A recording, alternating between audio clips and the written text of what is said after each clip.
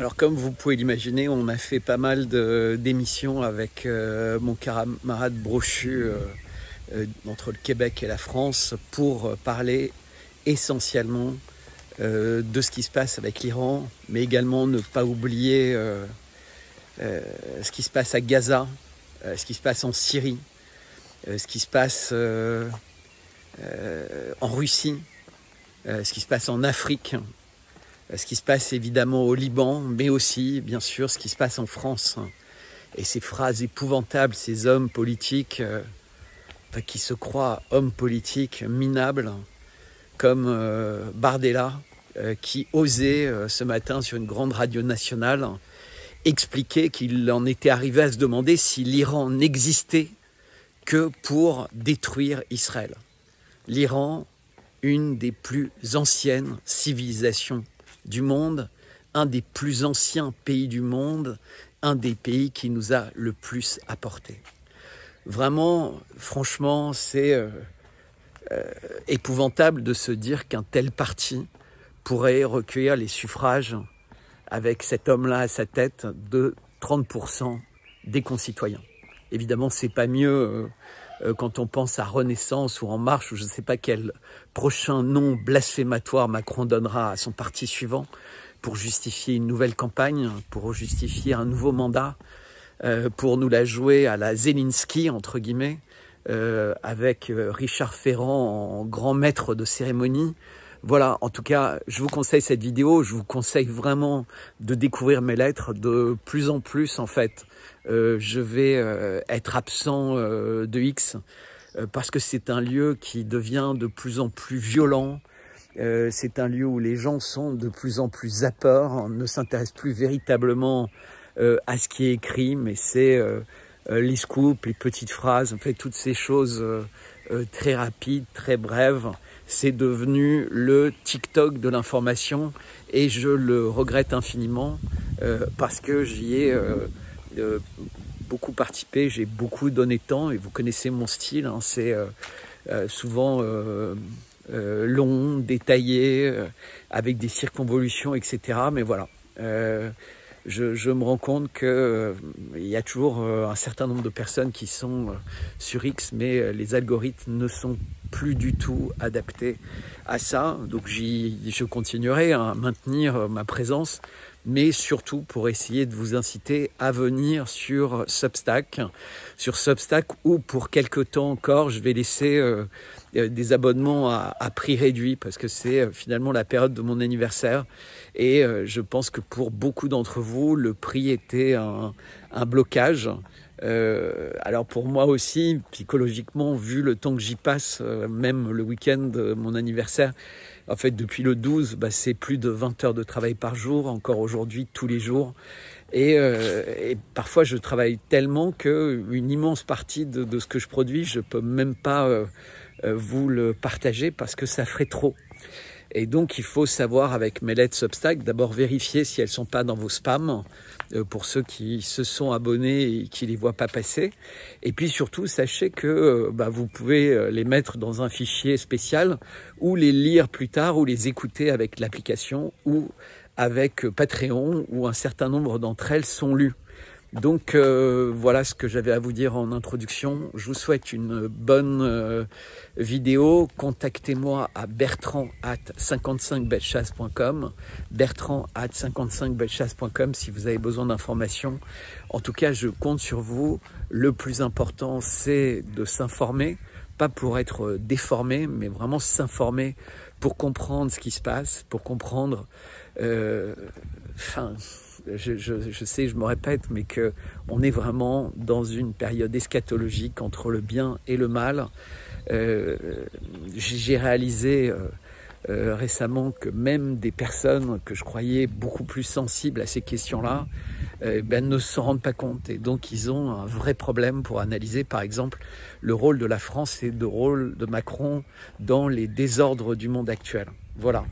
Donc j'ai fait pas mal de lettres pour expliquer le piège, selon moi, dans lequel est tombé l'Iran des mollahs, l'Iran de son armée et l'Iran d'un président qui a été élu un peu sur un malentendu, un président qui ne vient pas du monde religieux, un président qui ne vient pas du monde militaire, un président qui ne vient pas du monde des affaires, un président médecin finalement qui convenait à tout le monde. C'était le plus petit dénominateur commun après la mort très suspecte d'un président adoré, et avec d'autres chefs religieux dans son hélicoptère, et son ministre des Affaires étrangères qui lui aussi était très respecté. Je ne peux pas croire, et je ne crois pas que c'était un accident.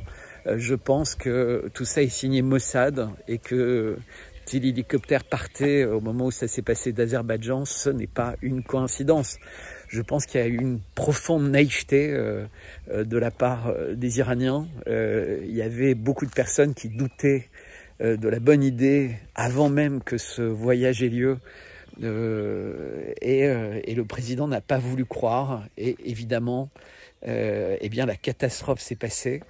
Et je souhaite, j'espère qu'aucune catastrophe de ce type ne va toucher les personnes qui sont les forces d'équilibre. Voilà, en tout cas, bonne vidéo. Merci pour vos commentaires, merci pour tout. Et avec moi, Bertrand Chalère, qui vient couvrir l'actualité internationale. Et là, on s'est parlé vendredi concernant l'attaque d'Israël. Bertrand, tu semblais un peu négatif vendredi soir concernant les capacités de l'Iran à répondre à cette attaque-là. On a vu des images, tu en as parlé un peu vendredi, mais on voit que l'Iran semble être encore vivant à tout le moins, malgré tous les problèmes qu'ils ont. C'est pas joué encore. Alors, qu'en est-il à ce niveau-là? Alors, juste avant de commencer, oui. En fait, c'est mon anniversaire aujourd'hui. J'ai reçu plein de messages. J'ai pas eu le temps de répondre à tout le monde. Je vais le faire. Mais déjà, ceux qui sont là en direct ce soir, je veux leur dire un grand merci. J'ai été touché par tous vos messages. Mais comme je veux faire des réponses individuelles, je veux pas faire des copier-coller, etc. Bah voilà, dès maintenant, je vous dis, je les ai vus, j'ai un peu tout regardé. Mais j'ai pas eu le temps. Parfois, c'est des messages très longs. Et je veux vraiment prendre le temps de les lire, donc je veux pas bâcler ça. Donc un grand merci, et voilà, j'ai plus 55 ans, j'ai 56 ans. Et voilà. Écoute, mais si, je vais pas changer le nom de mon compte, hein, parce qu'il avait rien à voir avec l'âge. Et voilà, en tout cas, 55, c'est ça en fait, c'est vraiment ce qui caractérise les humains en fait, c'est les doigts de nos mains, c'est 5 et 5, et c'est plein d'autres choses, en fait. C'est des chiffres de 1 à 10. Vous faites la somme des chiffres de 1 à 10, ça vous donne 55. 1 plus 2 plus 3 plus 4. Enfin bref, c'est 1000 autres choses. C'est un chiffre qui est passionnant. Et en perse, puisqu'on parle de l'Iran en ce moment, eh ben, si en calligraphie perse, vous dessinez 55, eh ben, c'est le chiffre de l'amour, en fait. C'est 2 cœurs qui sont enlacés. Et en chinois, c'est un chiffre de chance incroyable. Etc., etc. Bon, enfin voilà. Donc, on m'a parfois demandé ce que c'était. Donc maintenant, 56. Je vais pas trop regarder ce que ça veut dire. Bon, alors je vais répondre à ta question maintenant, Karl. Ah non, ben joyeux anniversaire. Puis on est à peu près du même âge. Moi, j'ai accédé aux 55 ans au mois de mai. Et donc 5-5. Effectivement, ça va vite. Et là, l'actualité va vite, Bertrand. Puis c'est ça, vendredi, on s'est parlé. Tu semblais un peu désespéré face à, encore une fois, aux manœuvres plus que belliqueuses d'Israël. Un petit État comme Israël est en train de déstabiliser le monde. On fondait beaucoup d'espoir en Donald Trump. Écoute, là, je pense que ça doit tomber de ton côté aussi. Moi, en tout cas, je perds espoir. Parle-nous un peu. Alors, en 2 mots, qu'est-ce qui s'est passé? Reprenons juste les faits. Depuis à peu près 20 ans, Israël, mais en l'occurrence Netanyahou, présente aux Nations Unies, partout, que l'Iran va avoir la bombe atomique dans moins de 6 mois. Ça fait 20 ans qu'il dit ça. au cours des 20 ans, il y a déjà eu des bombardements, des sabotages, des assassinats de scientifiques iraniens. Et les Iraniens n'ont jamais pu répondre. Bizarrement, Israël a les tués en Iran, mais il n'y a jamais eu de sanctions. Ça a toujours été l'Iran qui était sanctionné. Donc en fait, c'était pas l'agresseur qui était sanctionné, c'était l'agressé. Parce qu'en fait, l'Iran n'a jamais fait de guerre avec personne. La seule guerre qui a eu lieu, c'était l'Irak. Et l'Irak était rentré en guerre contre l'Iran à l'initiative des Occidentaux. C'est-à-dire l'Irak avait servi aux Occidentaux exactement de la même manière que l'Ukraine pour la Russie. Et ça avait été une guerre terrible parce que l'Irak avait utilisé des armes chimiques contre l'Iran. Et encore aujourd'hui, il y a beaucoup d'anciens militaires qui souffrent, et uniquement iraniens, parce que les Iraniens n'ont pas utilisé d'armes chimiques contre l'Irak, qui souffrent de ça.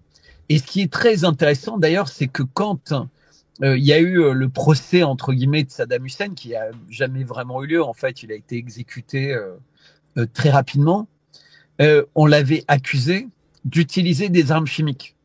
Mais c'était pas des armes chimiques que lui avait fabriquées, c'était encore une fois des armes chimiques que l'Occident lui avait données, justement dans cette guerre où il servait de proxy contre l'Iran.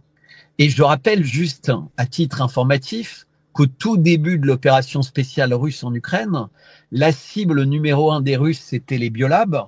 Et qu'est-ce qu'ils avaient découvert dans les biolabs? Ils avaient découvert des plans pour que l'Ukraine utilise des produits fabriqués dans des biolabs et aille les disperser en Russie. Un peu comme dans les James Bond, quoi. Ça aurait été des armes spécifiques pour faire beaucoup de mal aux Russes. Et ils auraient utilisé des drones, hein. Il y avait des plans et des drones qui allaient larguer justement des armes chimiques au-dessus du front, au-dessus des villes, etc. Donc on a toujours cette tendance, manifestement, des gens qui tirent les ficelles de guerre, de proxy, entre guillemets, d'utiliser les armes interdites. On rappelle quand même que le gain on function, c'était interdit aux États-Unis. Eh bien, les Américains, avec Fauci en particulier, sont allés le faire en Ukraine, au Kazakhstan, en Chine. Et les Chinois, manifestement, ont rien vu, parce que de toute façon, c'est très difficile de tout surveiller, hein. Même quand tu as un pays grand comme la Chine, à moins d'avoir des agents secrets derrière tout le monde, c'est très compliqué. Mais on va pas parler spécifiquement de la Chine. Donc, depuis 20 ans, minimum, le Netanyahou dit c'est un danger, l'Iran va avoir la bombe atomique. Tout le monde sait qu'Israël a la bombe atomique et on sait qu'Israël a la bombe atomique. Pourquoi? Parce que la France l'a aidé. Et il y avait tout un sujet d'ailleurs avec Kennedy qui n'était pas du tout content que De Gaulle aide Israël à avoir la bombe atomique. Ce serait intéressant de pouvoir demander à De Gaulle pourquoi il a fait ça. Pourquoi est-ce qu'il y avait un deal? Est-ce que... Enfin, on ne saura jamais. Mais en tout cas, Israël a la bombe atomique depuis longtemps. C'est la fameuse centrale de Dimona et qui est dans le désert du Negev et où ils ont fabriqué des bombes atomiques. On ne sait même pas où ils en sont en termes de nombre de bombes atomiques. Bon, depuis, c'est plus simplement les Français qui les aident, hein. Ils ont vraisemblablement beaucoup d'aide américaine, mais également sur ce sujet. Et un autre pays assez intéressant qui a l'arme atomique, c'est le Pakistan, qui prend en sandwich, en fait, alors que, a fortiori, la Turquie ne l'a pas, l'Azerbaïdjan non plus, mais on sait que c'est d'Azerbaïdjan qui était parti le président iranien qui est Raisi et qui est mort dans un étrange accident d'hélicoptère juste au début du cycle catastrophique pour l'Iran. Je vous rappelle, hein, c'est un cycle catastrophique puisque il a été remplacé par un médecin qui n'avait aucune expérience ni dans le domaine de la foi, ni dans le domaine de l'armée. Donc c'est le premier président iranien totalement quelconque qui vient de la société civile. Et on a vu, on sait tous, enfin ceux qui me suivent, à quel point il est extrêmement influençable. Il était influencé par Macron. Bref, ça c'est le cadre. Dans ce cadre-là, quand Trump est arrivé, il a tout de suite voulu mettre en place des négociations du côté de l'Ukraine, entre l'Ukraine et la Russie, mais également avec l'Iran pour apaiser les choses. Il avait dit « je serai le président de la paix ». Oui. Et donc, mais il voulait également la paix à Gaza. Et là, il a été un peu pris de court, puisque la paix à Gaza a commencé avant qu'il soit investi. Et comme on sait tous, bah, c'était pas la paix, d'ailleurs, c'était un cessez-le-feu avec des échanges d'otages, etc. Et depuis, ça a redémarré de plus belle, avec énormément de personnes qui ont été tuées, puisque le bilan est extrêmement lourd et la situation humanitaire à Gaza est vraiment désastreuse, même s'il y a eu pendant quelques jours de nouveau des convois de nourriture et d'eau qui ont pu rentrer. C'est de nouveau le blocus complet. Donc, Trump avait dit ça. Après plus de 100 jours, il en est à peu près à 120 jours, les perspectives de paix en Ukraine sont extrêmement loin, parce qu'en fait, il a écouté Macron et il a accepté de mettre Zelensky dans la négociation. Ce qui était une folie, en fait. Trump devait négocier, comme il l'avait prévu, uniquement avec Poutine et imposer ses conditions aux Européens et à l'Ukraine. Il a laissé trop de temps, c'est-à-dire pendant les 120 jours, il a voulu être quelqu'un qui mettait tout le monde autour de la table parce qu'il était persuadé de pouvoir expliquer comme un grand négociateur qu'il est les choses, sauf qu'il n'a toujours pas compris que face à lui, il a Macron et il a Netanyahou, qui sont des gens qui ont une expérience du vice qui dépasse l'imaginable et qui sont connectés avec l'État profond américain et qui sont connectés entre eux très fortement, et j'y reviendrai. Et donc, il a échoué là-bas, et disons qu'il n'était pas en train de réussir, on ne peut pas dire ça avec l'Iran, mais on en était à 5 rounds, c'est-à-dire il y avait eu 5 rendez-vous de discussion avec l'Iran. Mais l'Iran restait ferme en disant on n'a pas du tout l'intention d'avoir la bombe atomique. Il y a d'ailleurs une fatwa contre la bombe atomique, c'est-à-dire que l'Iran considère que la bombe atomique, c'est un outil diabolique, et donc ils n'ont aucune raison de vouloir faire un pacte avec le diable en ayant la bombe atomique. Et donc, mais en revanche, ils veulent avoir les moyens d'en créer une si jamais ils étaient dans la situation dans laquelle ils sont aujourd'hui, et ils veulent pouvoir bénéficier du nucléaire civil, puisque l'Iran, c'est un grand pays avec 100 millions d'habitants, avec de l'uranium, avec des ressources hydrocarbures, mais ils veulent avoir du nucléaire civil pour produire suffisamment d'électricité pour leur peuple. Et Israël refuse. Ils disent, si vous voulez, vous n'avez pas le droit d'avoir des outils d'enrichissement. C'est-à-dire, vous devrez acheter votre énergie nucléaire ailleurs et sous contrôle, etc. Quelque chose qui est complètement démilitarisé. Et les Iraniens disent non, on veut être autonome, on veut nos centrifugeuses et on veut le faire. Et Trump comprend ça.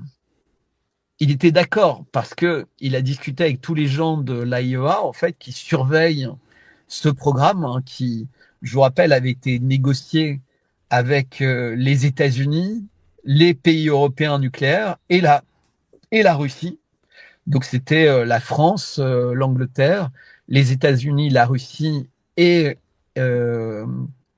l'Iran qui avaient conclu un accord. Cet accord avait été sabordé par Trump et toutes les informations convergent pour dire qu'il avait promis pendant sa campagne électorale de saborder l'accord sur le nucléaire iranien et de dire que Jérusalem était la capitale de l'État d'Israël. Et il a fait les deux choses. Bon, ça lui a rapporté quelques centaines de millions et il y a beaucoup de gens qui se moquent de lui en disant pour 200 millions, on a quelque chose qui vaut des centaines de milliards. Donc, sous-entendu, Trump, c'est le plus facile à corrompre pour pas beaucoup d'argent parce qu'il a aucune idée de la valeur de ce qu'il nous donne. Et c'est peut-être possible d'ailleurs qu'il réalise pas les conséquences de ce qu'il donne. En tout cas, l'Iran avait plus envie de se laisser faire. la Chine et la Russie soutenaient complètement l'Iran dans sa démarche, et les autres pays européens qui avaient également signé l'accord à l'époque, depuis quelques mois, ne respectaient plus du tout l'accord, c'est-à-dire qu'ils sanctionnaient de plus en plus l'Iran, alors que l'Iran respectait complètement l'accord qui avait été signé 10 ans plus tôt avec Obama. Et donc on voyait qu'en fait, tout l'Occident était en train de trahir complètement l'Iran, qui malheureusement avait compris ça sous Raïssi, sous Soleimani, etc. Mais avec le nouveau président, n'a pas compris ça. Ce nouveau président, encore une fois, qui a une formation de docteur, lui pensait que, en fait, il fallait que l'Iran soit dans une espèce de voie intermédiaire, tu vois, comme Nasser ou comme d'autres en ont rêvé avant, et en imaginant qu'il allait trouver son chemin pour bien s'entendre avec le Qatar, l'Arabie Saoudite, les États-Unis, peut-être un jour normaliser ses relations avec Israël, et surtout être très ami avec les Européens. Sous-entendu, si on est trop amis avec les Russes, comme les Russes vendent ou pourraient vendre un jour ou l'autre beaucoup de gaz à l'Europe, on aura moins de perspectives de vendre notre gaz à l'Europe. Or, on en a plein, on ne sait pas quoi en faire. Donc, peut-être on a intérêt à être autonome de l'Iran. Ça, c'était le discours officiel. Résultat, un peu comme l'Arménie, un peu comme la Géorgie, ce sont des pays qui sont écartelés, en fait. Donc, sans protection réellement de défense. Parce que ce qu'on a appris là, et c'est Dugin qui avait lâché le morceau justement vendredi, oui, c'est que dans l'accord qui devait être signé, il y avait une clause équivalente aux clauses de l'OTAN. Et en fait, c'est l'Iran qui n'a pas voulu signer cette clause au dernier moment et qui a demandé qu'on lui donne du temps. Il est très probable, on découvrira, que dans la négociation des accords avec les États-Unis, les négociateurs aient demandé à l'Iran de ne pas signer cette clause avec la Russie pour montrer leur bonne foi et pour ne pas devenir un pays vassal de la Russie.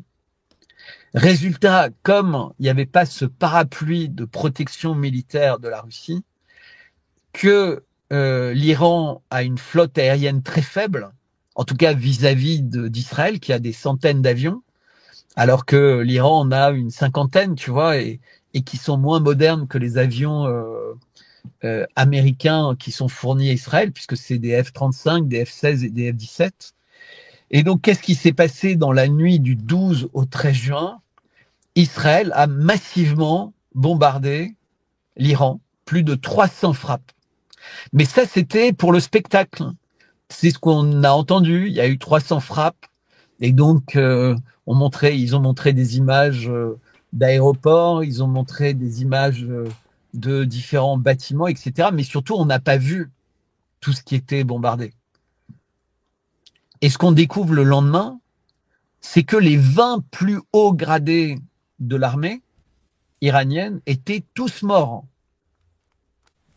Le chef d'état-major de l'armée, le patron des gardiens de la Révolution, le patron de l'armée de l'air, le patron des renseignements, les 20 plus hauts gradés étaient tous morts. Et il faut se rappeler quand même que depuis 2020, c'est l'hécatombe dans les hauts gradés. Puisqu'il y a eu Soleimani, Niforoucham et les bombardements qu'il y a eu en Syrie au consulat où il y avait, pareil, un général de haut niveau qui s'était fait bombarder avec 8 autres officiers supérieurs. Et quand c'était à Beyrouth, Niforoucham, pareil, il avait été tué avec une trentaine d'officiers supérieurs iraniens qui étaient là. Et quand Soleimani avait été tué, pareil, il y avait son bras droit avec lui et un certain nombre d'officiers. Donc, s'il y a les 20 plus hauts gradés de l'armée iranienne qui ont été tués, on peut imaginer, et c'est ce que je disais vendredi dernier, beaucoup de personnes ont décrié, et puis finalement on voit apparaître au fur et à mesure les photos, les chiffres, et on est à bien plus de 300 hauts gradés de l'armée iranienne tués, et sans doute beaucoup plus, parce qu'évidemment, ce que les personnes qui nous écoutent devraient savoir avec l'opération spéciale en Ukraine, c'est qu'aucune armée au monde ne donne ces chiffres.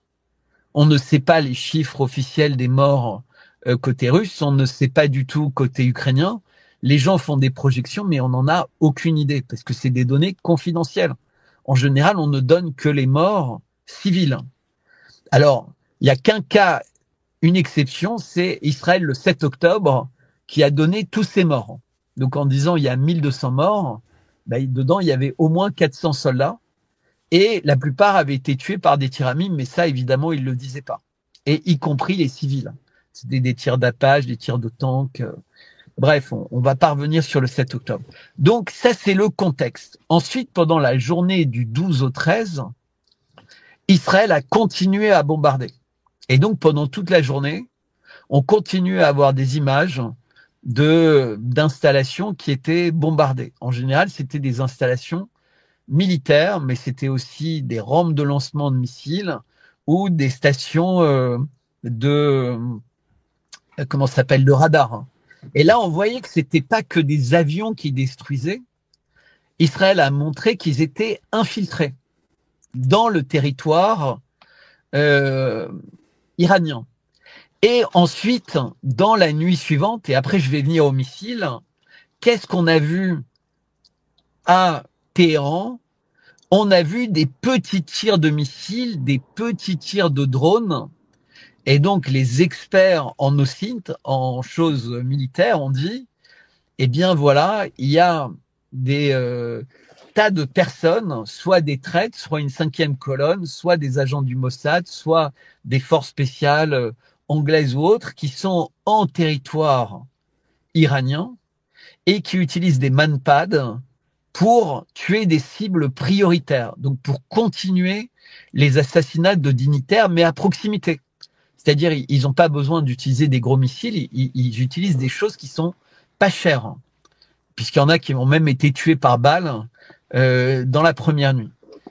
Et donc, on a également vu des camions exactement avec le même système que les camions qui avaient agressé les bases d'avions nucléaires en Russie. Donc, on voit qu'il y a les mêmes personnes derrière, puisqu'on nous a raconté qu'il a fallu 18 mois à l'Ukraine pour mettre en place de tels plans. Il a vraisemblablement pas fallu 24 heures à Israël. Donc, c'est des choses qui ont été faites de façon coordonnée, soit par Israël, soit par les États-Unis. Et donc, ce qui sous-entendrait et qui doit préoccuper beaucoup les Russes, qu'Israël est impliqué dans la stratégie de terrorisme qui est mise en œuvre. Puisqu'évidemment, l'assassinat de tous les dignitaires iraniens, enfin les 20 plus hauts gradés, c'est pas des actes de guerre, puisque aucune guerre n'avait été déclarée. Ça s'est passé de nuit, par surprise, sans qu'aucune déclaration de guerre n'ait été faite. Donc ça s'appelle du terrorisme. Et en plus, c'était des personnes qui étaient déguisées en civil, donc qui étaient infiltrées dans la population civile et qui ont agi comme ça. Et même encore aujourd'hui, Israël ne déclare pas officiellement la guerre à l'Iran. En fait, ils espèrent que que les États-Unis vont le faire. Et donc, quand tu as perdu pratiquement tout ton état-major, tous les gens qui connaissent extrêmement finement toute la stratégie. Donc, ces gens-là avaient dit, si Israël nous attaque et que l'attaque a telle forme, voilà le type de réaction qu'on devra avoir. Tu vois, chaque chose est en fonction de l'attaque reçue. Et comme manifestement Israël était très présente sur le terrain, beaucoup d'informations satellitaires, etc., c'était très dangereux de continuer à exposer trop tous les systèmes de missiles, etc., puisqu'ils risquaient d'être sabotés quasiment dès que les camions sortaient des tunnels ou autres. Et il y avait déjà beaucoup de tunnels qui étaient sabotés. Et malgré ça, par orgueil, parce que là c'est vraiment par orgueil, l'Iran, depuis maintenant 3 nuits, bombarde avec des missiles Israël. Quels sont les résultats d'un point de vue stratégie de cet envoi de missiles? Petit 1, ça coûte une fortune à l'Iran. Ça expose ses lampes de lancement, ça expose les chemins logistiques de ces missiles et ça expose de nouveau la nouvelle chaîne de commandement mise en place. Alors on avait vu avec le Hezbollah comment a fait Israël, c'est qu'ils ont sans cesse tué les nouveaux commandants. Et vous avez remarqué que, je l'avais dit dès septembre l'année dernière, il n'y a plus d'Hezbollah. C'est-à-dire qu'aujourd'hui, si le Hezbollah existe encore, vu ce que fait l'Iran, le Hezbollah serait vraiment le marteau-pilon contre Israël, puisqu'ils ont une frontière commune. Donc il y aurait 100 000 soldats du Hezbollah qui rentreraient en Israël, avec l'aide de l'Iran, en parallèle au bombardement de l'Iran. Il y aurait ce type de stratégie. Et l'Iran aurait pu envoyer beaucoup de soldats par la Syrie, mais ce qui n'est plus possible, au Liban, au sud Liban, et donc Israël aurait été extrêmement fragile, puisque là, on aurait eu un Iran qui n'était pas uniquement condamné à utiliser des missiles, mais un Iran qui pouvait utiliser son armée de terre, s'infiltrer depuis la frontière libanaise ou la frontière syrienne en grand nombre, ce qui n'est plus possible. La Syrie considère Israël plus ami que l'Iran, le nouveau régime syrien, Oui. et le Hezbollah n'existe absolument plus au Liban. Il n'y a plus de chef, il n'y a plus personne, ils ont tous été tués. Et une fois que les grands chefs avaient été tués, ce sont les capitaines régionaux, les stocks d'armes, tout ça a été entièrement détruit parce qu'évidemment, Israël avait tous les plans. Et il s'est passé exactement la même chose en Iran. C'est-à-dire qu'Israël avait espionné, connaissait tous les chemins pour aller s'abriter en cas d'attaque, ils connaissaient toutes les informations, ils avaient les adresses, ils avaient les noms. Et donc, une grande partie ont été uniquement tués d'une balle, exactement comme ont été tués les généraux russes qui ont été tués devant chez eux. Et donc, dans la même nuit, il y a eu cette hécatombe. Depuis, ça n'a pas arrêté. Et les gens applaudissent parce que l'Iran envoie des missiles. Mais si vous demandez à n'importe quel stratège militaire, ils vous diront, ça ne fait plaisir qu'aux gogos. Ça ne fait plaisir qu'aux idiots, parce que ça n'a aucune portée stratégique. Aucune portée stratégique. Tu vois des traits dans le ciel, c'est joli, donc tu dis, oh, ils sont courageux, les Iraniens, ils balancent des bombes, donc les gens sont très contents, ils voient un immeuble qui s'effondre. Bon, on constate qu'il y a très peu de victimes, trop déjà, hein, victimes civiles, parce qu'il ne devrait pas y avoir de victimes civiles. Les civils, encore une fois, n'ont pas à être tués. C'est pas parce qu'Israël tue beaucoup de civils en Iran que l'Iran a le droit de tuer des civils. Personne n'a le droit de tuer des civils. Mais il y aurait 10, peut-être 15 morts. Donc t'imagines, tu as des centaines de missiles qui sont tirés de drones pour un résultat quasiment nul, puisque l'aviation israélienne vole comme si aucun de ces aéroports n'avait été abîmé le moins du monde. Les comptes liés à l'Iran publient même des images générées par l'intelligence artificielle pour dire regardez ce qu'on a détruit. On se rend compte que la plupart, les images sont fausses ou sont des images des frappes précédentes. C'est-à-dire qu'il y a beaucoup d'images qui sont présentées comme au cours des dernières nuits qui ne sont pas des images des dernières nuits, qui sont des images des frappes d'il y a plusieurs mois. Il y a bien des missiles qui sont tirés, mais encore une fois, les dégâts sont mineurs et pas sur des lieux stratégiques. Et c'est passé en boucle dans les médias. Pourquoi? Parce que maintenant, ça permet à Israël de justifier absolument tous ses excès. Israël avait dit, on vous a frappé, maintenant si vous... et on voulait vous empêcher d'avoir du nucléaire, si vous réagissez, on détruira vos infrastructures et on continuera à tuer. Maintenant, ils disent, on va peut-être tuer l'ayatollah. Donc, t'imagines, maintenant, l'ayatollah, il est terré. Il est effrayé, un peu comme était Saddam Hussein, un peu comme était Kadhafi, un peu comme étaient tous ces gens-là, et qui commencent à devenir complètement paranoïaques et avoir peur de tout le monde. Bertrand, Juste le mot l'ayatollah.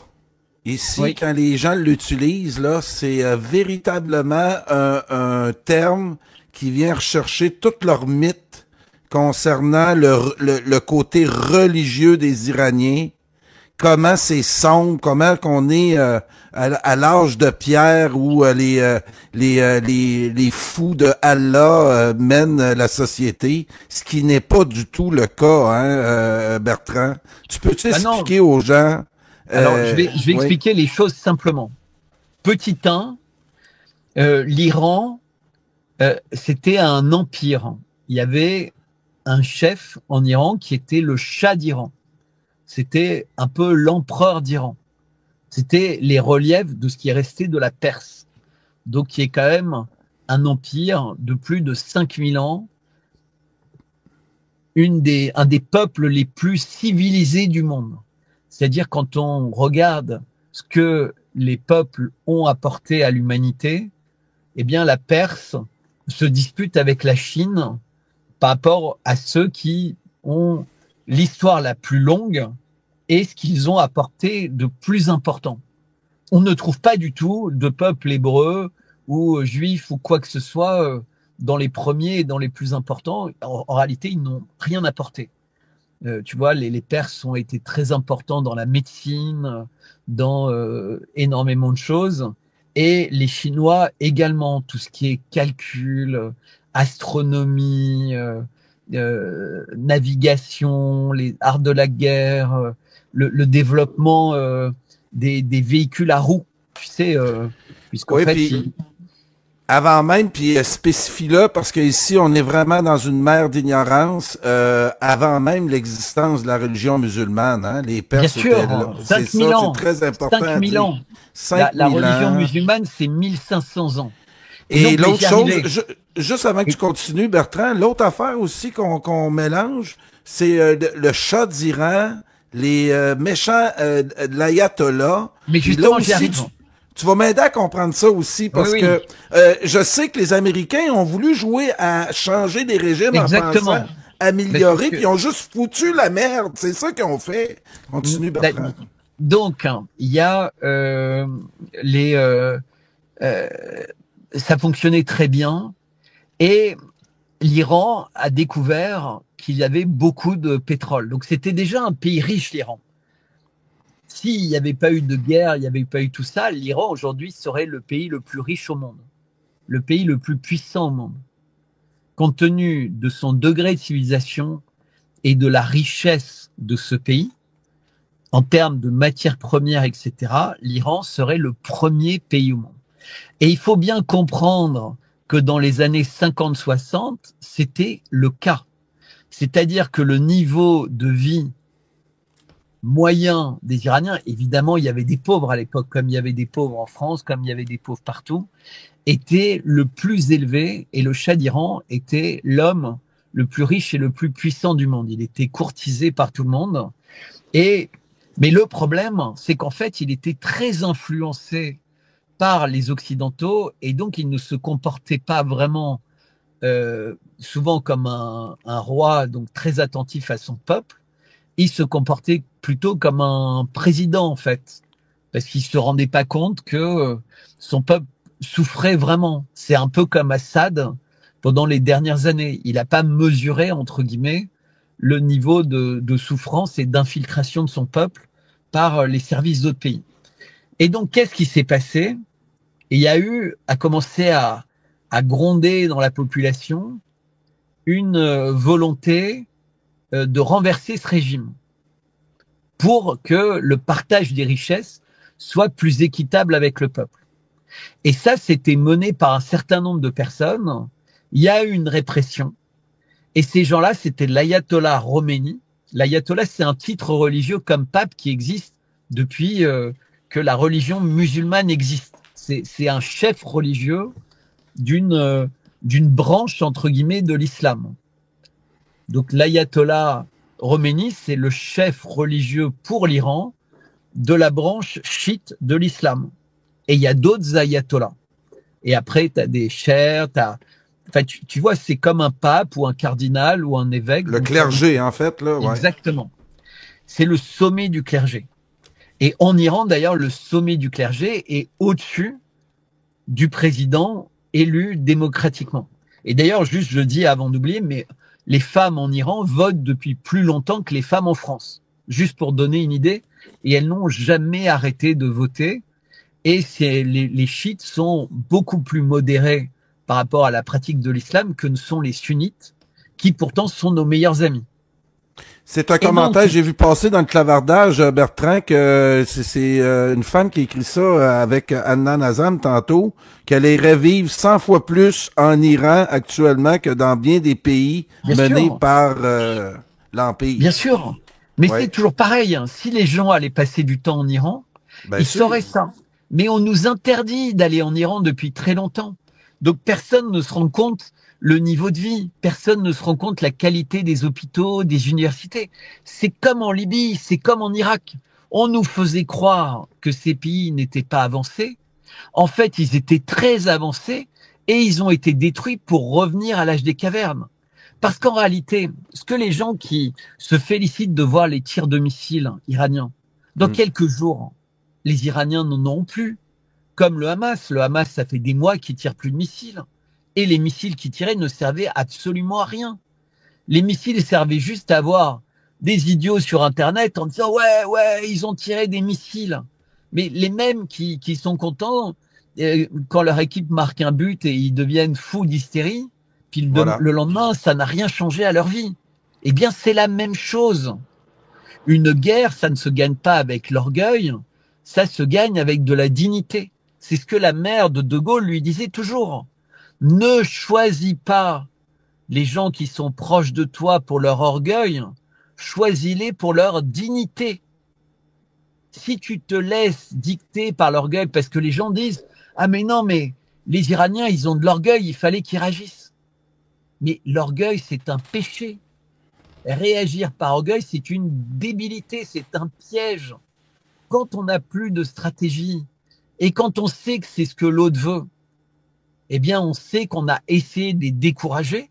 Tu sais, comme quand tu es dehors et tu essaies de décourager quelqu'un de te taper, bah, malheureusement, si le mec te tape et te met KO, tu vas quand même pas te relever pour lui dire, maintenant, c'est mon tour de taper. Sauf si tu es débile. Mais les gens comprennent pas ça. Tu peux leur expliquer dans toutes les langues, de toutes les façons, ils ont l'impression que c'est bien. Ah non, mais par orgueil, il faut continuer à se taper. Mais tu vas te faire tuer par orgueil.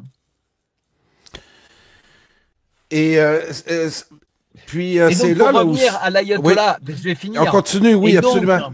Et donc, ils partent se réfugier en France, où ils sont restés pendant pas mal d'années, jusqu'à ce qu'il y ait une révolution en Iran pour faire tomber le Shah d'Iran, parce qu'il avait un premier ministre, je crois que c'était Mossadegh, ah non, ça c'était encore un avant, il avait un premier ministre, le Shah, qui voulait plus partager les revenus du pétrole avec le peuple et moins avec les compagnies occidentales.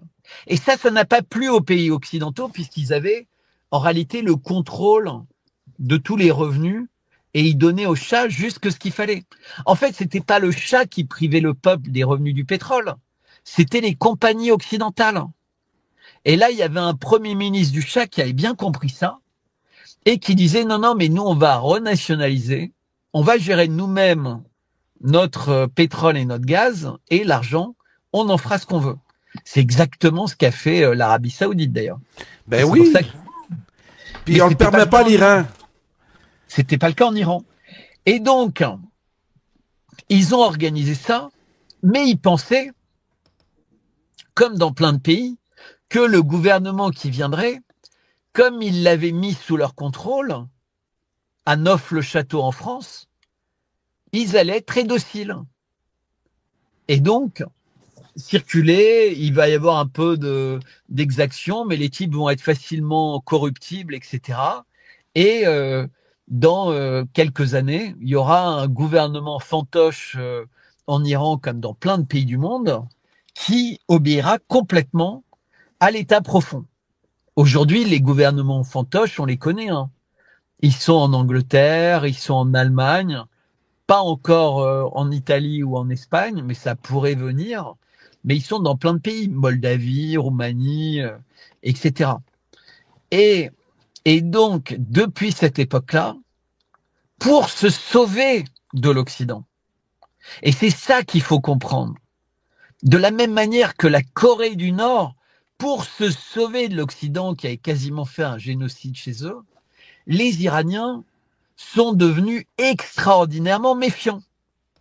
Bien sûr.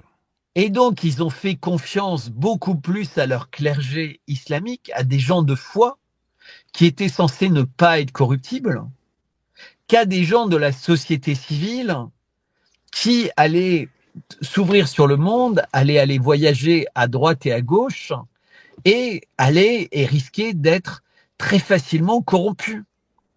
Et on voit bien, parce que quand tu es un médecin, comme le nouveau président iranien actuel, eh ben, tu es invité à des congrès médicaux, tu es invité à l'étranger, tu touches de l'argent de grands laboratoires, tu dois organiser des deals pour acheter des machines, parce qu'il y a plein de machines médicales que l'Iran ne fabrique pas, donc ils doivent acheter au Canada, au Japon, en France, en Chine. Et pour les payer, eh bien, ils sont obligés de faire un commerce triangulaire. C'est-à-dire qu'ils disent à quelqu'un, tu veux m'acheter des pistaches? Comme on n'a pas le dollar, on n'a pas le SWIFT, bah nous, on va te livrer 150 tonnes de pistaches, ça vaut 10 millions, mais en contrepartie, tu vas nous donner 2 machines, tu vois, pour faire Oui. des radios très spécifiques ou autres. Mais ça vient du Canada. Et tu sais qui est au milieu, entre les deux, pour assurer le deal? Non. C'est des banquiers israéliens. Ils sont partout. Mais non, mais parce que c'est les seuls qui ont le droit, sans risquer d'être sanctionnés, de toucher de la sorte l'argent des Iraniens. Tu vois-tu l'immense privilège qu'ils ont? Mais oui. Wow. Donc, 10% de la fortune des Iraniens, elle est taxée par Israël. Il y a peu de gens qui savent ça. Parce que imagine que ce soit une banque française qui fasse ça. Elle serait immédiatement sanctionnée par les États-Unis. Parce que à un moment ou un autre, il y aura un contrat avec des Iraniens au milieu. Ce qui serait illégal. Donc la banque paierait des milliards. Mais si c'est fait par une banque israélienne, circuler, il n'y a rien à voir. Donc je ne sais pas si tu imagines les milliards que ça apporte. Mais les gens ne le savent pas. Ils n'imaginent pas en fait à quel point le monde il est pourri. Pourri par l'argent, pourri par la magouille, mais surtout pourri par cette espèce de pouvoir inimaginable qu'a Israël sur les flux financiers, sur les crimes. C'est-à-dire que si tu es israélien et que tu commets un crime à peu près partout dans le monde, bah, tu peux aller demander, si tu es juif, pardon, le droit de retour en Israël, tu vas aller là-bas, et peu importe le pays, tu ne seras pas extradé. Tu pourras être jugé en Israël, et Israël éventuellement te mettra en prison ou, tu vois, de façon aménagée, mais tu n'iras pas dans l'autre pays. Tu ne seras pas jugé dans l'autre pays. Il y a énormément de cas comme ça. Et donc, on a cette espèce de folie que c'est un pays qui impose aux autres de respecter des droits qui n'existent pas, comme par exemple imposer à l'Iran de ne pas avoir le droit d'avoir des centrales nucléaires civiles. Ça n'existe pas de demander ça. Ça n'existe pas. Il y a plein de pays. Aucun respect. Ils ont le droit de bombarder. Ils ont le droit de ne pas respecter les résolutions de l'ONU. Ils ont le droit d'assassiner des gens partout. Au Liban, en Syrie, en Iran, je te rappelle, à Gaza, où ils commettent un génocide. Et les gens disent que c'est le droit de se défendre. Et alors, tu vois des tas d'interviews. Et parfois, ça exaspère les journalistes. T'as la personne, j'en ai vu une aujourd'hui, et interview un diplomate israélien. Et lui dit, mais pourquoi vous bombardez l'Iran? Alors il commence en disant, mais ça c'est notre droit de se défendre. Alors il dit, mais votre droit de vous défendre de quoi?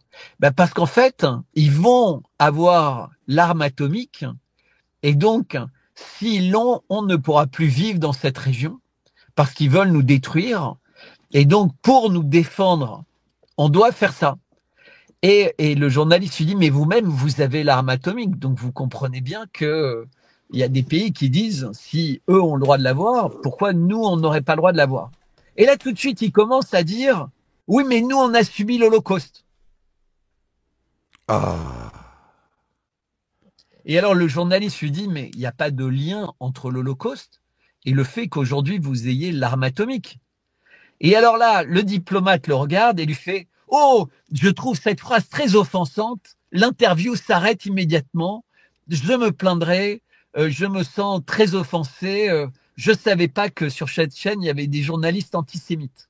Ah, c'est ça que j'allais te dire. Ah oui, ah oui, ah oui. Puis, ça fonctionne encore. Ça fonctionne encore, mais Mais ça continue. fonctionne très bien. Ah Mais oui. ça fonctionne très bien. Parce que comme les personnes ne savent pas utiliser les langages, les concepts, etc. Parce que les gens sont très superficiels, ils n'utilisent pas ça. Mais surtout que la loi est de plus en plus vicieuse. La loi dans des pays comme la France est extraordinairement vicieuse sur ces questions-là. Tu marches sur des œufs. C'est-à-dire que tu as le droit de dire la vérité. Tu as le droit d'apporter des preuves sur tous les sujets. Mais sur celui-là, la vérité ou les preuves qui pourraient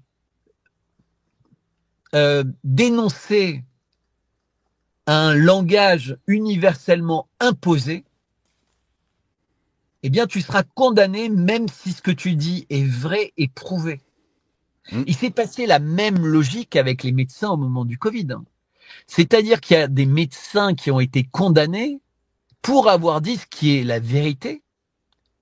Et au moment de leur procès, ce qu'ils avaient dit n'était plus du complotisme, c'était la vérité. Mais ils ont quand même été condamnés.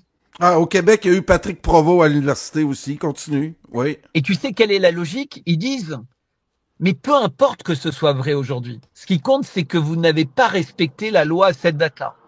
Sous-entendu, si la limite de vitesse était 120 et que vous avez fait 150, que vous vous plaignez, et au moment de votre procès, la limite de vitesse c'est 170, vous serez quand même condamné. Eh bien, mais sauf que c'est un très mauvais exemple, puisque la limite de vitesse, elle est imposée par l'État. Alors que, et donc sur différents critères de sécurité ou de je sais pas quoi. Alors que là, c'était des mensonges. Et ils savaient qu'ils disaient des mensonges. Parce que non seulement on a prouvé que les médecins avaient raison à cette époque-là, mais on a aussi prouvé que les gens qui imposaient ces règles mentaient sciemment. Et bien malgré ça, les juges, alors qu'il y avait deux éléments énormes, petit 1, ils ont dit la vérité et ils ont agi en bons pères de famille. Petit 2, ceux qui ont imposé ces règles et ces lois stupides l'ont fait en sachant qu'ils mentaient et en sachant qu'il y avait un danger qui était plus grand que ce que c'était censé apporter. Eh ben non, ça n'a pas suffi aux juges. Et il y a des gens qui ont été condamnés. Et là, je repense à mon ami Stéphane Gaillet, qui a perdu le droit d'exercer la médecine, alors que c'était un des plus grands scientifiques dans le domaine des virus, de la maladie de Lyme, etc. Il avait une très forte connaissance, très fine sur le Covid. C'était vraiment un médecin universitaire de très haut niveau. Ils lui ont interdit de continuer à exercer la médecine. Il avait le droit, il gardait son titre de docteur, puisque ça c'est une thèse, c'est très compliqué d'enlever une thèse, mais il n'avait plus le droit d'exercer même gratuitement. Et c'est vraiment important de refaire des parallèles avec les choses, parce que c'est toujours la même logique. C'est toujours la même manière de triturer nos cerveaux pour nous faire nous inquiéter. Et donc là, l'inquiétude, c'est de pouvoir parler librement de l'État juif d'Israël. On ne peut pas. Bientôt, on n'aura même plus le droit de les critiquer. Je te signale qu'il y avait un bateau, la flottille de la liberté. Eh bien, ils ont été a résonné dans les eaux internationales, eh bien, ça n'a rien déclenché. Circuler, il n'y a rien à voir. Il y avait aussi une volonté d'une marche vers Gaza. Eh bien, ils ont été arrêtés en Libye. Mais de toute façon, ils auraient été arrêtés en Égypte. Ils n'auraient jamais pu approcher. Parce que tous les pays sur le chemin sont complices. Et donc, quand les gens disent c'est génial ce que l'Iran fait avec les missiles, j'y reviens. Je crois que vous ne mesurez pas les conséquences de ça. Parce que nous, on est un petit îlot de résistance qui pense ce qu'on pense en regardant cette émission. Mais rappelez-vous, Philippot, Asselineau, qui sont des grandes stars, entre guillemets, font 0,5% des voix aux élections.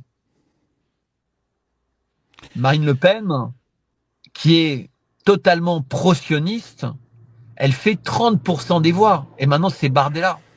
Et ils sont complètement pro-sionistes. Macron est complètement pro-sioniste, il fait 15% des voix.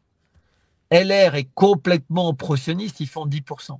Donc vous avez déjà, rien qu'avec ces partis-là, plus de 55 à 60% des voix en France, pour lequel la position pro-sioniste est avant tout le reste.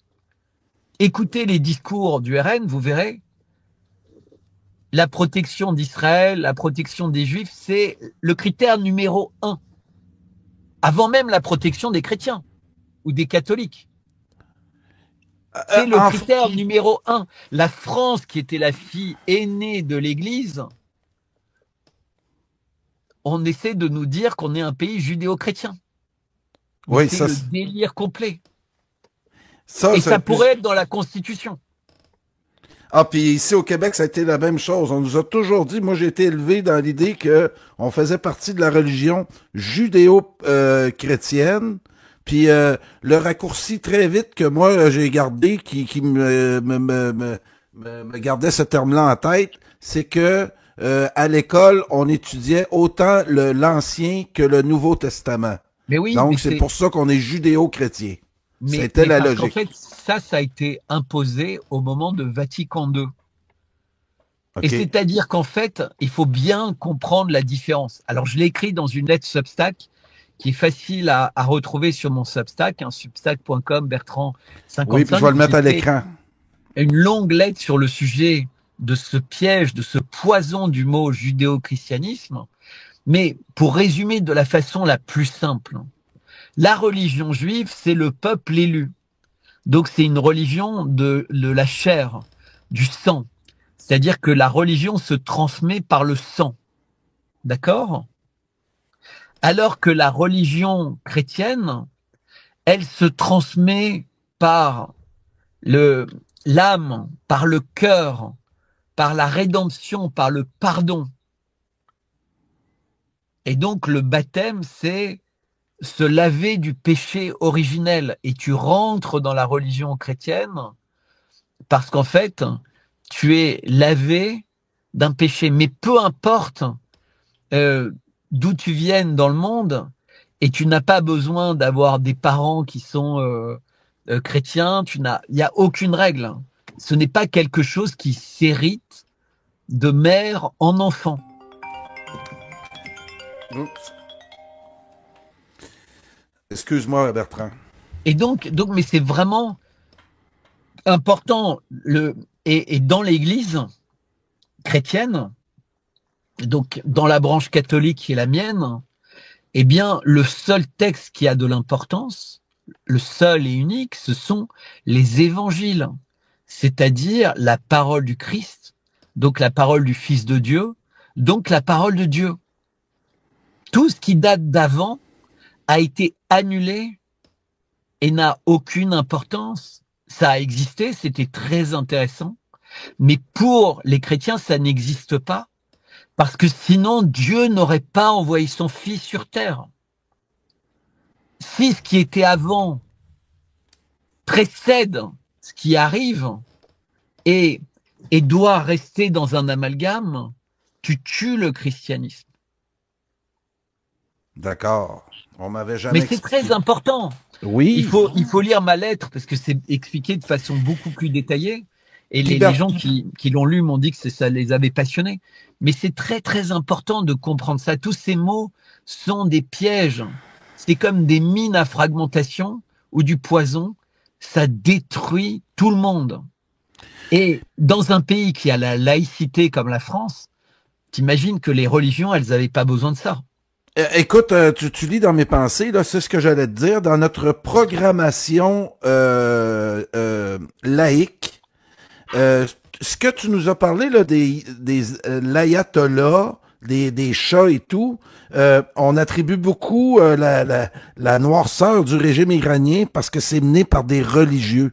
Au Québec, les Anglais ont fait un peu la même chose et effectivement, les Québécois qui partageaient les idées libérales ont embarqué là-dedans à fond de noircir le passé religieux pour qu'on le jette complètement avec l'eau du bain, jeter le bébé avec l'eau du bain. Et aujourd'hui, on le regrette. Moi, en tout cas, je vois toute l'importance aujourd'hui dans notre cohésion sociale qui est très important de garder ce lien-là. T'as pas écrit les articles pour Histoire Magazine, hein. Je tiens à le dire. Continuez à acheter Histoire Magazine. Il est encore en kiosque. Oui, et écoute, tu sais que je travaille sur la construction et je suis pas aussi habile que toi sur l'écriture. Je dois t'avouer, pour moi, de me demander d'écrire un texte, c'est un gros travail, mais je reste ouvert à ça. Je vais faire mes devoirs, mais ça va prendre un petit peu plus de temps que prévu. S'il te plaît. Mais je veux qu'on parle de ça parce que c'est très important. Au Québec, on a été complètement programmé à la laïcité. Et tout ce qui touche religieux, État, c'est vu comme quelque chose de grande noirceur ici au Québec. Et pourtant, j'essaie de faire rappeler aux gens, nous, dans les années 60, le clergé a laissé sa place dans le domaine social qui avait assuré dans la colonie française tout au long de l'histoire, où le clergé québécois avait relevé les défis existentiels. Dans les années 70, les Canadiens français étaient majoritaires maintenant à Montréal, Québec, des villes qui étaient autrefois anglophones. On s'en rappelle plus. L'Église avait relevé ce défi existentiel-là. Et ça, les libéraux anglo-saxons attendaient l'horreur pour nous tasser, de noircir ce passé glorieux-là. Et tes connaissances en religion sont très importantes parce que j'ai l'impression qu'on vit à peu près le même procès en Iran. Qu'on n'est pas capable... Hein? Mais c'est exactement, tu touches le cœur du sujet.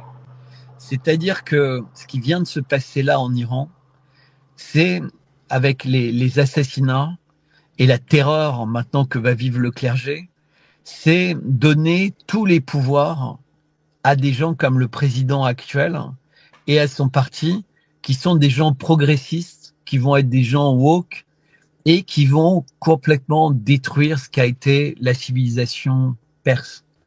Ils vont détruire le schisme, ils vont tout détruire en fait. Et il faut bien comprendre qu'il y a tellement d'ennemis à ça. Ils n'ont pas beaucoup d'amis. Les Iraniens, leurs amis, c'était le Hezbollah, c'était la Syrie, il y a encore un peu le Yémen, il y a une minorité de personnes à Bahreïn, etc. Mais en réalité, l'Iran est très isolé. Le seul vrai ami qu'avait l'Iran, c'était la Russie. Et le président, encore une fois, a tout fait pour ne pas aller au bout de cette logique. Et un autre phénomène que je voulais t'entendre parler, qui touche un peu cet aspect-là spirituel ou en tout cas idéologique, c'est Jean-Claude tantôt qui m'en parlait. Il dit qui faisait un parallèle entre l'Ukraine, le régime de Zelensky et celui de Netanyahou. Il dit que c'est deux politiques basées sur le racialisme et que dans l'histoire, quand des régimes ont tourné au racialisme, ça s'est jamais fini très bien. Du côté nazi, là, on parlait de la solution finale, de l'espace vital, de la race supérieure. Et j'ai l'impression, quand je regarde un peu l'idéologie des bandéristes en Ukraine et celle de Netanyahou, que ça va mal se terminer. Bah, écoute, déjà, il y a une première coïncidence que tu n'as pas évoquée, mais il t'échappera pas que Netanyahou est un juif ashkénaze et que Zelensky est un juif ashkénaze. Alors, un est arrivé d'Europe de l'Est et il a pris le poste de Premier ministre de l'État d'Israël, mais qui n'existait pas quand il est né. Donc, il n'y a pas de règle d'être né ou pas dans le pays pour pouvoir, comme aux États-Unis ou dans d'autres pays, pour pouvoir prendre le pouvoir. Et Zelensky est dans un pays qui est très, très minoritairement de religion juive, l'Ukraine. C'est essentiellement orthodoxe. Donc, on voit bien les milliards qui ont été investis pour faire prendre le pouvoir à cette personne. Et on voit qu'il se passe la même chose dans différents pays. Le Mexique, l'Argentine, etc., etc. Ça, c'est la première chose. La deuxième chose, c'est que Israël, avec Netanyahou, a tendance à manipuler les autres pays. C'est-à-dire qu'ils ont tendance à tirer les ficelles pour créer des conflits, des attentats ou d'autres choses aux quatre coins du monde pour servir leurs intérêts. Il y a beaucoup de gens très liés à Israël qui sont à l'origine des trafics de migrants. On voit bien les connexions avec des gens comme Soros, etc. On a des gens très liés à Israël qui ont été formidablement impliqués dans l'épidémie du Covid. On a des gens qui sont extrêmement liés à Israël, qui ont été liés à la religion, à la révolution russe, etc., etc., etc. Tu te rends compte que, en réalité, et c'est quelqu'un qui s'appelle Messan, donc Thierry Messan, qui le disait dans une conférence à laquelle j'ai assisté il y a quelques semaines de façon passionnante, que il a été, entre guillemets, connecté avec les services dans de très nombreux pays, à essayer d'aider les États à analyser les circonstances stratégiques, etc., etc., dont l'Iran. Et il disait, c'est fou, mais je pensais qu'en fait, Israël avait une zone d'influence sur les problèmes qu'il crée qui était limitée à quelques pays. Et il s'est mis à aller en Amérique du Sud. Donc, il a bossé au Venezuela, dans différents pays d'Amérique du Sud, beaucoup au Venezuela, mais à Cuba, etc. Et il a bossé également en Asie et en Afrique. Et puisqu'il a bossé même pour Kadhafi, et il disait, mais invariablement,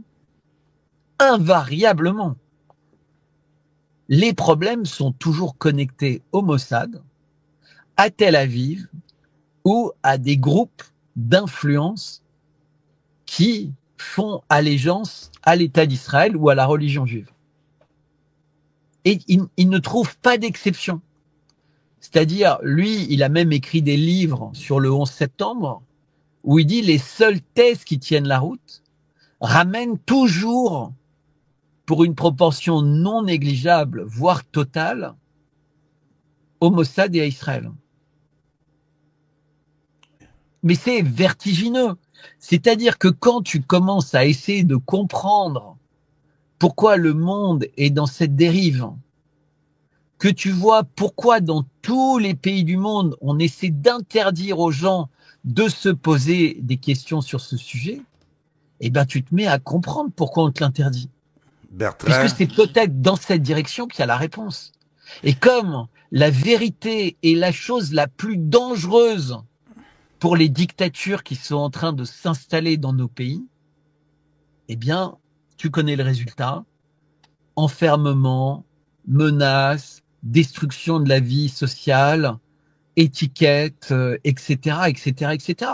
Et là, on est même au-delà, tu vois, de complotistes ou de anti-vax ou de machin. C'est une entreprise de destruction millimétrée. Et donc, encore une fois, je répète, en fait, moi, j'étais très surpris parce que depuis 2 jours, j'essaie de dire des choses qui me paraissent évidentes. Il n'y a aucune stratégie militaire qui explique que c'est une bonne idée Que... d'envoyer des centaines de missiles. Ben si, mais les gens sont persuadés que c'est vrai. Envoyer des missiles, c'est un peu comme faire un match de foot et tu te mets à côté de ton gardien de but et tu essaies de tirer des balles en chandelle pour aller au goal. Et tu dis, il y en a bien un qui va rentrer. Il y en a bien un qui va survoler assez la défense, qui va profiter d'un vent dominant et qui va aller dans le but. Et Bertrand, puisqu'on a bien les images pour des centaines de drones et de missiles. Allez, il y a 10 ou 15 cibles qui ont été atteintes et on ne sait même pas si c'est celles qui étaient visées. Au Québec, là, c'est très présent. Parce et je ne critique pas la précision hein, des Iraniens. Je sais qu'ils sont hyper précis, ils ont des armes incroyables. Nous, on n'a pas les mêmes en France. Franchement, ils sont formidables. Mais une fois qu'ils ont perdu la Syrie et le Liban, comme j'expliquais tout à l'heure, il faut revoir complètement la stratégie. C'est ce que les Russes ont essayé de leur dire. Vous ne pouvez plus avoir la même stratégie que celle que vous aviez en ayant un axe chiite. Vous n'avez plus cet axe chiite qui va du Liban au Yémen. Vous êtes tout seul. Et dans la nuit du 12 au 13, Israël a également assassiné des chefs au Yémen. Ah oui, des chefs militaires. Hein. Bah oui, okay. Puisque c'est le seul pays qui est debout et qui était capable, conjointement à Israël, d'envoyer des missiles. Ah oui. Ils ont fait ça, si tu veux, ils se sont dit autour d'une table, qu'est-ce qu'on peut faire de pire à l'Iran? Et ils l'ont fait.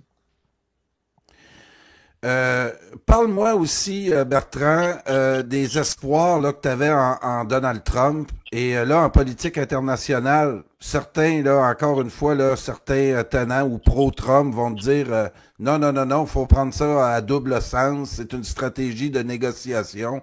Mais là, je pense que le chat est sorti du sac. Là.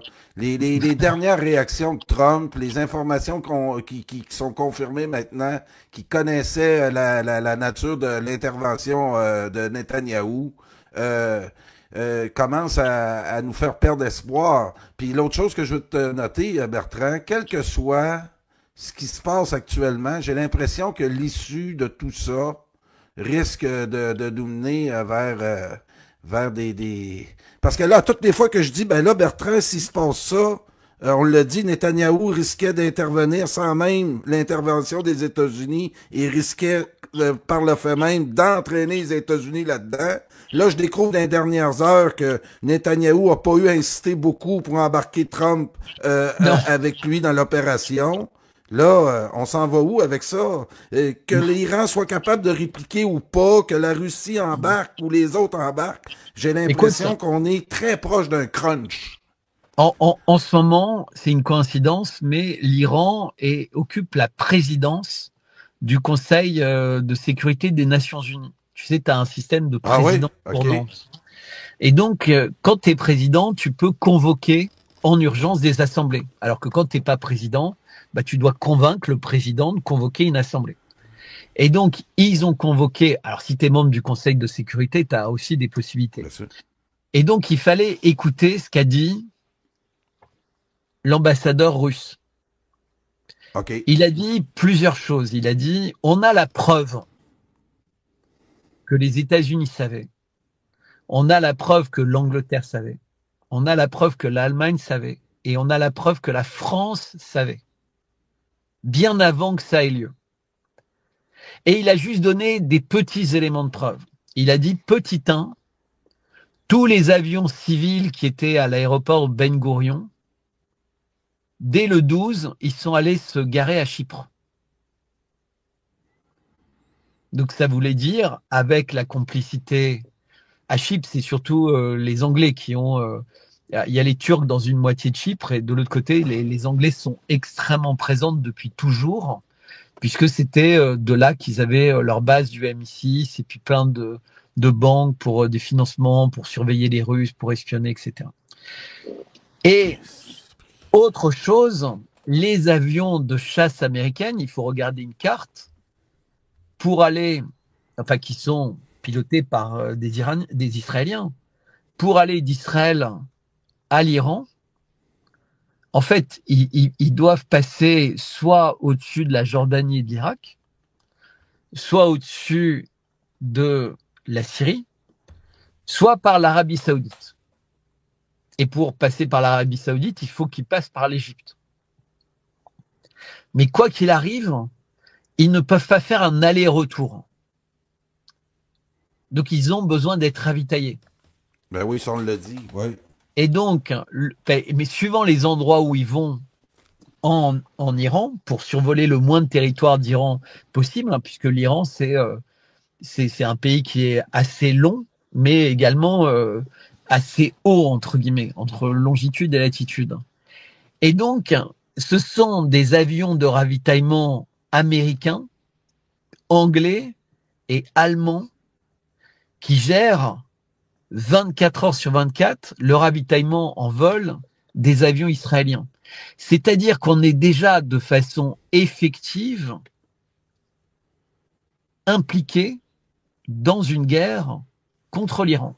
Et donc, ce que ça veut dire pour la Russie, qui est pas naïf, la Russie sait très bien que pour mettre en œuvre des ponts aériens comme ça, de ravitaillement de centaines d'avions, là, on parle pas de 4 ou 5 avions, c'est des centaines d'avions. Ça veut dire que des avions de ravitaillement en vol, t'en as au minimum 5, peut-être même 10, qui doivent être en vol 24 heures sur 24 pour, tu sais, c'est comme un garage Tesla pour voitures électriques. Tu sais, pour éviter les bouchons, bah, ils envoient des groupes d'avions par un certain nombre pour que quand ils reviennent, ils arrivent et ils aient les 5 ou 10 emplacements disponibles, parce que s'ils ont plus de carburant 5 minutes après, ça va poser un problème. Et donc, c'est très, très compliqué, en fait. Tu dois définir quels sont les objectifs pour quels avions, quels missiles ils utilisent, et selon les missiles qu'ils utilisent, bah, tu peux avoir des réserves d'essence en plus ou en moins. Donc, si tu veux, évidemment, avec l'intelligence artificielle, ça peut aller relativement vite, mais comme c'est des process de validation humain qui impliquent plusieurs pays, tu ne peux pas décider ça le 12 juin au soir. Non, non, non, non, non. C'est pour ça que c'est difficile de nier les faits. Ça fait des semaines. Ben oui. Et Trump le reconnaît. Il dit que ça fait très longtemps qu'il était au courant, qu'il avait réussi en avril à retarder les frappes israéliennes. Et donc Netanyahou l'avait fait parce que qu'est-ce qui se passait à ce moment-là? Il y avait la libération d'un otage. Et si les États-Unis avaient été vus collaborant avec Israël pour bombarder l'Iran, c'est sûr que le Hamas serait moins susceptible de faire confiance à Trump. Là, Trump, clairement, il est en train d'être le pire président de l'histoire des États-Unis. Mais encore une fois, il peut devenir le meilleur. Trump, il est capable du meilleur et du pire. En ce moment, il ne fait que le pire. Jean-Claude le qualifie de bouffon sioniste. Bah, écoute, le problème, c'est que Trump, il est infiltré de tous les côtés. Je le sais. Sa famille, ses ministres, les sénateurs, les congressmen, les lobbies, les machins. Enfin, le dernier président qui a osé montrer du doigt les lobbies sionistes ou juifs, il s'appelle Kennedy. Il a filé avec une balle dans la tête. Et son frère qui voulait rouvrir le dossier, Robert Kennedy, il a également été tué par balle. Dans l'histoire des États-Unis, il y a eu très peu de présidents qui ont été tués. Mais là, on en a quand même 2 de façon très rapprochée. Mais s'ils ont essayé de tuer Trump, ils y reviendront. Parce qu'en réalité, Trump, il a foutu un tel bordel parce qu'on n'a pas parlé des manifestations. On va y aller par la suite, mais c'est que suite à Minsk, où on a raconté des mensonges, l'Occident ne raconte que des mensonges. Que des mensonges. Et donc, ils perdent toute crédibilité. Faut pas penser que de l'autre bord, le Sud global, comme le général de la Ward l'appelait, et toute l'Asie, nous regarde aller actuellement. Faut être vraiment dans la matrice des médias occidentaux pour être là-dedans. Puis Jean-Claude me disait de quoi d'intéressant tantôt, Bertrand. On est les médias, l'opinion générale en Occident est tellement loin du réel qu'on risque d'avoir une guerre totale sans connaître les véritables causes de ce qui va se passer. Mais tu sais, c'est toujours la même chose. Même entre deux familles qui se disputent depuis des générations. Ils savent juste qu'ils se disputent. C'est vrai. Je ris, mais c'est pas drôle, là, parce que là, on parle de... C'est pas une chicane familiale, là. Non. Non, mais tu nais en sachant comment est-ce que ils ont réussi à détruire la Yougoslavie? En fait, en créant des antagonistes qui n'existaient pas. Ah oui. En créant des découpages qui, tu sais, quand ils ont commencé à découper, ils veulent toujours laisser une poche de pu. Donc, par exemple, là où la Russie s'est fait avoir, c'est qu'en fait, elle aurait dû garder le Donbass et la Crimée. Mais comme ils n'ont jamais imaginé une seconde que l'Occident oserait un jour prendre l'Ukraine, qui faisait partie de la Russie d'origine, Khrouchtchev et puis Gorbatchev, Khrouchtchev avant et Gorbatchev après, parce que Khrouchtchev, c'était par rapport à la République à l'intérieur de l'Union soviétique qui s'appelait l'Ukraine, et il avait rattaché à l'Ukraine la Crimée, mais juste pour des raisons pratiques en fait, mais qui n'avaient rien à voir avec des raisons historiques, avec des raisons ethniques, avec tout ce que tu veux. C'était juste, voilà, c'était symbolique quoi. Il disait au gouverneur d'Ukraine, tu fais du bon boulot, c'est aussi bien si tu gères en plus ça. Et ce qui explique d'ailleurs que quand il y a eu le référendum pour le rattachement, 90%, plus ou 98% voulaient rejoindre la Russie, et il n'y a aucun terrorisme, il n'y a aucune résistance, il n'y a aucune manifestation en Crimée contre la Russie. Et pourtant, si tu écoutes les médias, les Criméens veulent pas de la Russie et il faut qu'elle retourne en Ukraine. Alors que, en Corse, en Bretagne, dans le Pays Basque, tu vois, tu as des mouvements terroristes, tu as des mouvements indépendantistes, tu as tout ça qui n'existe pas en Crimée. Mais le problème, c'est la Russie et la Crimée. Ouais. C'est quand même dingue. Ah ouais. C'est double standard, double langage. Et donc, la Russie, en fait, se retrouve avec des sanctions pour un truc qui est une évidence, qui ne devrait même pas être contesté par quiconque. Terminons cette émission, Bertrand. Si tu n'as pas d'autre chose à rajouter, puis comme je te le dis souvent, s'il y a une urgence au niveau de l'information cette semaine, toujours disponible à 4 heures, heure du Québec, 10 heures, heure de France. S'il y a de quoi, je suis disponible. Alors, n'hésitez pas à vous abonner en ce temps d'anniversaire au Substack. Vous verrez, vous aurez des choses passionnantes à lire. Et puis, ça me tient à cœur. Voilà. Donc, oui, puis on peut te suivre sur X. Si ça vous intéresse de me faire plaisir, faites-le. On peut te suivre sur X. T'es vraiment très impliqué. T'es à temps plein. Donc, pour la cause, parce que écoute, Anna Nazan, tantôt, me parlait de 48 heures qui nous séparent d'un chaos total. Je pense qu'on n'est pas encore là tout à fait. Mais là, il va falloir avoir de l'espoir. C'est difficile là, ces derniers jours d'avoir un espoir avec tout ce qu'on nous a raconté. Ben c'est pas ça, c'est que les personnes se créent un espoir artificiel comme des drogués en fait. Ah oui. C'est-à-dire que les missiles fonctionnent comme si les gens se prenaient un shoot de drogue. Et tu les vois, moi j'observais, mais tellement triste sur les réseaux sociaux. Et j'ai essayé de dire, non, mais gardez un peu votre raison par rapport à ça. C'est pas du tout ce qui vient de se passer. C'est pas le bilan stratégique. Le problème, c'est que les gens comme Delaware, comme Dénessé, qui auraient vraisemblablement eu exactement la même analyse, n'existent plus. Et donc, tu n'as plus, pour ainsi dire, personne qui fait ce type d'analyse et qui ont une autorité, une crédibilité, une légitimité. Parce que moi, après tout, les gens se disent de quelle autorité ils parlent de ça. Alors, il se trouve que je connais relativement bien la chose militaire. Je ne vais pas vous expliquer pourquoi. Mais voilà, et puis je connais pas mal l'Iran. Donc, mais croyez-moi, et je me suis fait insulter. Mais t'imagines même pas, c'était déliant. Alors, j'essaie d'expliquer. Et puis, résultat, j'ai fait des longues lettres sur Substack. Donc, les gens qui les ont lues, bah, ça y est, ils ont vraiment bien compris s'il y avait des choses qu'ils n'avaient pas encore compris. Mais les gens sur X ne comprennent pas. Parce qu'on leur explique que ce qui se passe, c'est génial. Que Israël est à feu et à sang. Et alors, ils montrent des Israéliens qui arrivent en France, désespérés, qui veulent pas rester là-bas, etc., etc.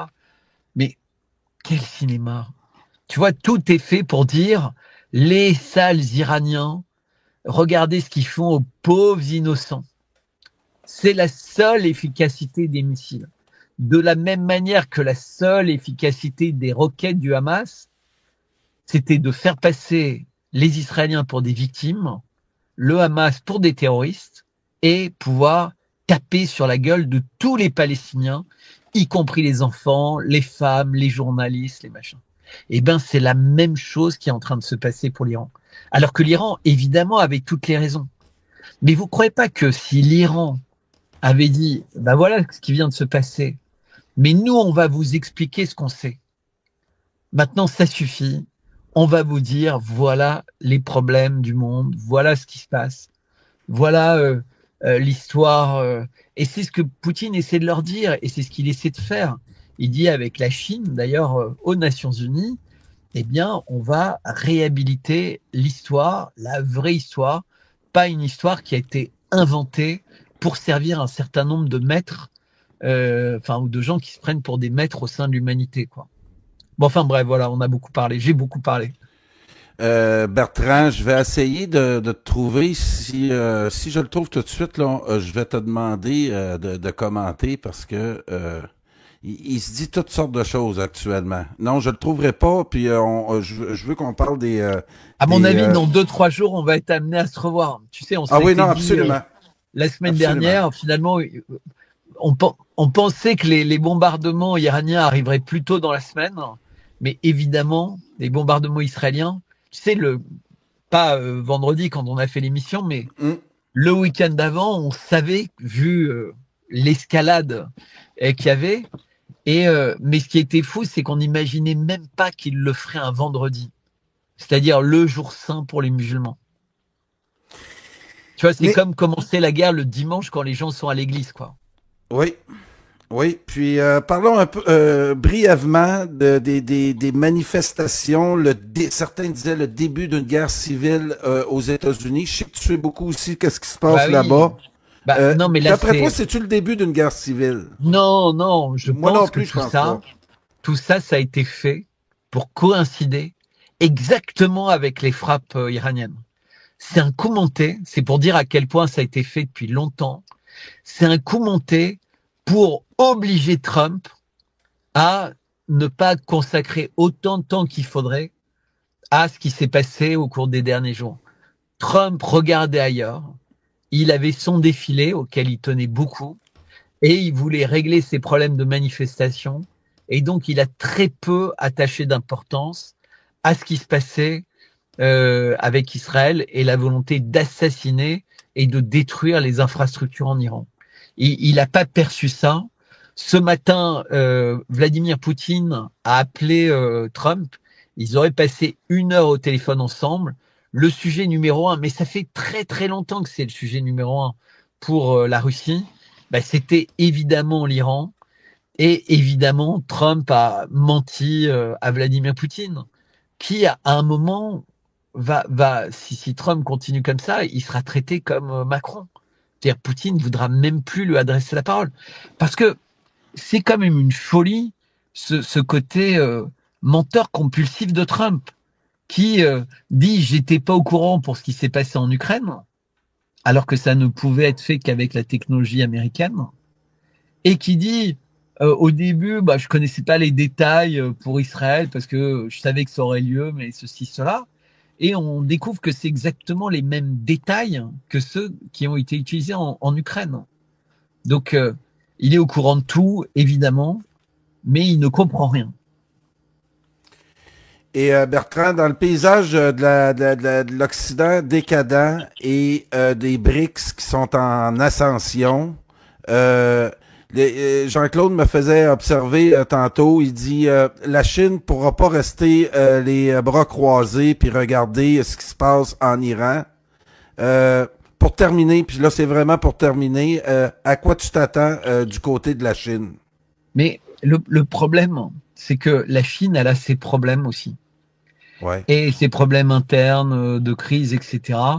Et pendant les 3-4 semaines de tensions fortes avec les Américains sur les tarifs, eh bien, la situation n'était pas si simple que ça en Chine. Ils ont quand même des milliards de personnes à faire vivre.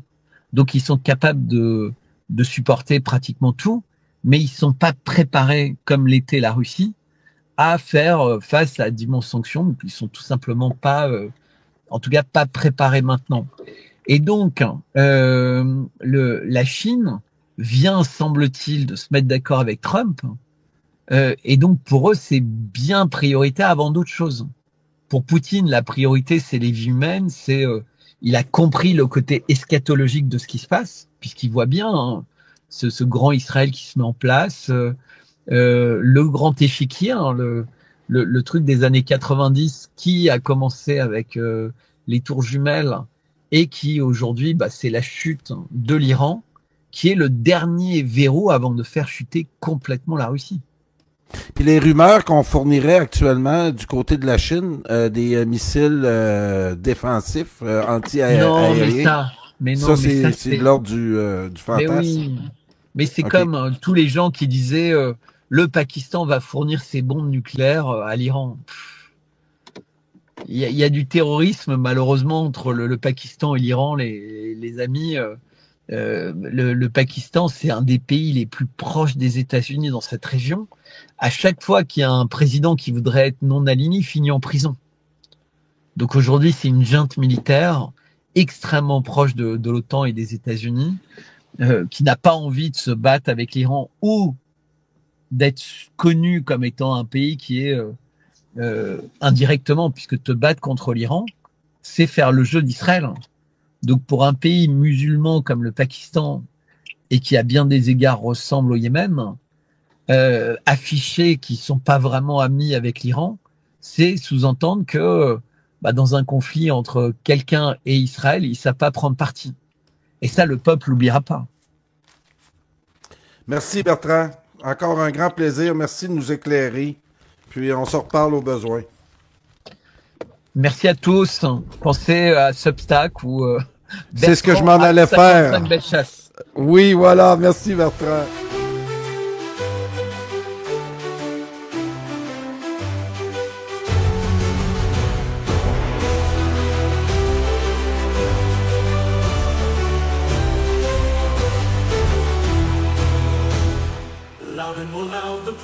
Well, the people shouts responding well, o'er the land in glad news tell.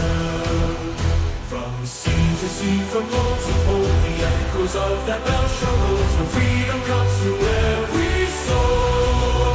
Ring, ring, exclaims the watching boy, the bell responds with notes of joy. Freedom's proclaimed in sweet and low.